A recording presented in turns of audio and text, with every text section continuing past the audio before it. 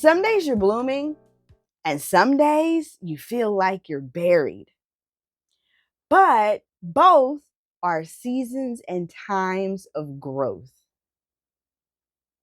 Your business may be quiet, the emails may be few far and in between, and the phone may have stopped ringing as much. And to top it all off, inspiration is fleeting. And if you're like me, you may have thought that you were doing something wrong. But praise God anyway, because that is the time where roots grow deeper and stronger. Or maybe you're in the middle of a harvest season. The phone is ringing off the hook. Your schedule is fully booked. Inspiration is flowing smooth and doors keep opening up. Praise God for that too. Because even in harvest season, you still have tending to do. Both of these seasons are good because growth is good. Every single season has purpose, even if it doesn't feel good. And the great thing is that God will continue to grow you even when you can't feel it. Welcome to the Weekday Refill. I am Cerissa LaToi, and I am so glad that you are here. I'm the Dreamcaster, seasoned interior designer, author, and mentor to Christian interior designers like yourself. I am so glad that you are here for another refill. These moments are moments for us to pause, center on God, and refill so that we can pour from our overflow. So listen, in order for you to overflow, like our refill states, you've got to grow. You've got to increase in your capacity in where you are, no matter where you are. Growth is so important. It is literally God's favorite thing. And because it's his favorite thing, it's my favorite thing. I absolutely love growth. I love talking about it. I love watching it take place. I'm like a plant lady, plant mama or whatever they're calling it these days. I love growth and I love to see it happening live and in action. And in that, growth is just not it's just not a one-time thing, right? Growth doesn't just happen in spring and summer and then goes dormant in fall and winter. We put it all into these 4 seasons, right? Growth actually takes place across all the seasons. Now, I found out something really cool not too long ago. I got this new Bible that I came across called the Tree of Life version, right? What's really cool about it is that it is a Messianic Jewish Bible. And my Lord, it has been very insightful, such a good translation. They took several years to put it together. And as I said, it's a Messianic Jewish Bible. This is not an ad. I'm just saying, get your copy, download the app. It's amazing. But in this Bible, in the app, there was something that really talked about the seasons. And as I just said, we got the seasons: spring, summer, fall, winter, right? And then repeat again: spring, summer, fall, winter. That's the way that we have been taught that seasons run. There's really, according to Jewish tradition and Messianic tradition, there are really only 2 seasons. There's seed time and harvest. Yesterday, I shared my poem, Repeat. And in my poem, Repeat, it really talks about first planting the seed, then watering it, then tending to it by plucking the weeds, then waiting, then repeat, right? Like over and over again. This repetitive cycle over and over again. And that really plays into consistency because it's a repetitive cycle. It could be really boring just watering and doing all of that. But the truth is that all that repetition leads to growth and leads to life. That's what I discussed yesterday, right? And leads to abundance, right? Well, in these seasons of growth, it may feel like, especially if you're not if, when when you're in a buried season or a dormant season. And I'm going to call it a dormant season only because seeds are buried. And once a plant breaks through the ground and it begins to sprout and grow and um, gain a stalk um, and then really begin to produce into a tree. I'm speaking of a tree at this point. um, it's not buried again in the same sense as a seed, but there are definitely what appears to be dormant seasons on the outside. And what we call in our Western world fall and winter are typically dormant seasons for trees. There's not an activity there. It's definitely not new leaves happening or anything like that on what we'll call normal trees. So, like the trees that release their leaves during the fall. That's a whole nother thing that I can get into about trees, and I will one day. But for today, we're going to talk about the trees that lose their leaves and really have a visible dormant season. And so, as you look at those trees in their dormant state, you think that like the tree literally looks dead. It literally looks like there is no life. And sometimes it's really very shocking come spring when leaves begin to burst forth out of what looked dead. That, my friend, is what happens when you are in a buried season, so to speak.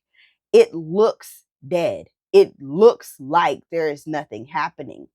But that, my friend, is the worst time for you to get complacent, for you to quit, for you to begin to really question yourself and what it is that you're doing, and how you're spending your time, and if you're doing the right things, and if you messed up somewhere along the way. That is the worst time for you to really quit, because there are two seasons: seed time, harvest time. There's a time for you to seed, to nurture, to cultivate, to be consistent, to tend to that seed, to water it, to wait, to pluck the weeds, to water, to wait, to pluck the weeds, and repeating like over and over again. There is a time for that. And because there is a time for that, and there's things that you're supposed to be doing in that moment, we have to pay attention to what season that we're in. So if you are in a season, a growth season that is your seed season, right? When those emails and those phone calls and whatnot have stopped coming, like that's the time for us to go to more networking meetings, go network, meet with people. And listen, let me be clear. I don't mean go to the network meetings where you feel like you in a fishbowl and there's 100 other people in there and you are just trying to find your way through the clicks and through the people that are grouped up, and you're trying to figure out who you're going to talk to, and then you're like, okay, if I just meet one person tonight, I'll be all right. I'm not talking about those kind of meetings. There are multiple meetings in every city where people are getting together in order for them to build relationship and in order for them to be able to move forward and ultimately at some point in time pass on your name, give a referral for you, or really just help you build and do what God has called you to do. And so, in those times of being buried, that's what you want to really crank up. Crank up your networking, crank up your marketing, crank up getting prepared for growth, right? Another thing that you want to do in the buried season is really take that time to like assess, right? um Assess where you are, assess your systems, assess like your processes. What do you have going on? Can you juice up uh, uh, a handout or a deliverable, how it looks or how you plan and prepare it? Can there's something in your process that you can do to make your process more efficient and easy? There are automations that you can incorporate and be working on. In the times of seeding, of seed season, right? Spend that time really figuring out and what you can do to help aid in fertilizing your business and aid in that watering process and aid in taking care of what God has given and provided for you, because it's so important. And I have experienced, gosh, guys, I've been in business for 15 years. I've been a designer for 21 years, and I have experienced my share of being buried or dormant and my share of harvest season. And it is thrilling. But one of the things about harvest season that people don't like to talk about is that in the Bible, when it says that the harvest is plentiful, it says the laborers are few. Did you catch that? The laborers are few. Now, when I hear the word labor, I hear work. Okay. Um, you hear we have Labor Day, and that's for the people who are honor the people here in America that work. Okay. We have um just labor is work. That is what it is. It is work. And when we hear of the word labor, I think about hard work. I don't think that labor is going to be easy work. And then even now, as I'm talking, I think about labor when we literally labor as women and birth forth children. That, my friend, is not an easy task at all. That's hard. It's difficult. It's painful. It's stressful. And even in labor, there are some times where you think that you not gonna make it, the baby coming forth not gonna make it, you can't do it. It is just as stressful of a season and a time as the buried season. And so it's important for you to know that even in that season, you are growing. Because what's happening there and what you need to pay attention to there is, whoa, look at all this growth. Okay, I have all of these people calling me. Great. How am I managing my leads? How am I vetting them? How am I, do I need to change my discovery call? Have I changed my discovery call in the last year? Oops, I haven't changed my discovery call in the last 5 years. I might need to reassess that. Have I changed my deliverables? What's happening? All these people are calling me. All these projects have come up. Are they going well? Are there holes? Now that I'm really busy, am I able to manage and take care of everybody to my fullest capability?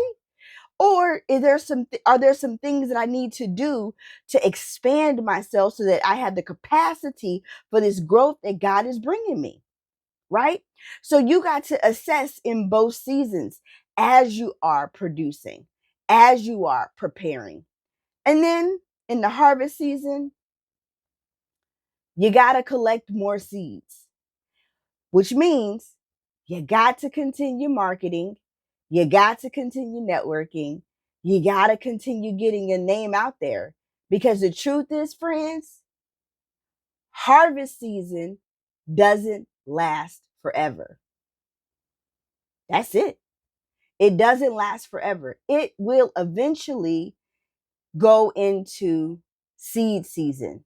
And so you want to make sure that you have seed prepared for seed season.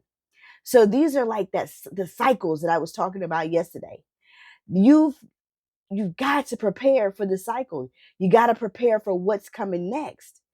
And what I like about God and what I love about God is that I love that he talks to us through agriculture, because we can learn so much for life and business through agriculture, through watching how one tiny seed can become an apple orchid or orchard, however you pronounce that. Um, and we're just able to really see like the breadth and the vastness of the Lord, simply by looking at how he could take something so small and make it into something so vast. And the really cool thing is that when I look at my life, I look at my business, I look at what I've got going on, I have watched God take seeds and produce them into wonderful trees of apples and produce them into more trees of apples. And I feel like I have been able to produce like an orchard of just wonderful apples out of just the few seeds that he planted within me. And you, my friend, have the capacity to do that too. All you got to do is pay attention to what season you're in.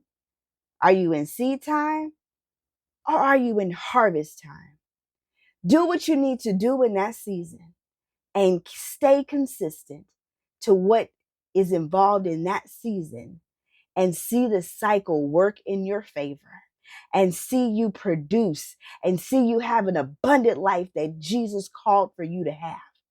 I am so excited about growth. You just don't know. I'm excited about my growth and your growth. I'm excited about your clients' growth and my clients' growth because we're able to transform their homes and they're able to experience their homes like never before because we took the time to pay attention to where we were and we capitalized on it. So praise God, whether you're in seed time, praise God, whether you're in harvest time, give glory to Him, whatever time you're in. And that's it. My friends, thank you so much for being here for the Weekday Refill. Again, I'm Cerissa LaToi. If you stayed this long, please comment and let me know what you think about today's refill. Let me know what you're feeling. Are you in seed time or harvest time? I'm going to tell you, I'm in seed time.